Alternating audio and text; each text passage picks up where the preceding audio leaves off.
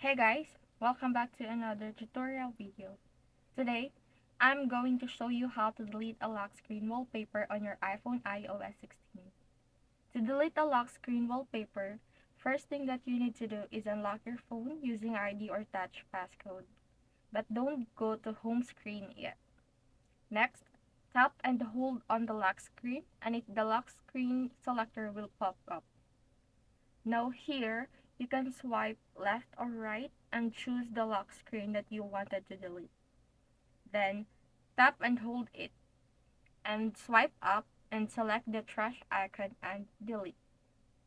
Now you can choose to delete any lock screen by swiping left to right or vice versa.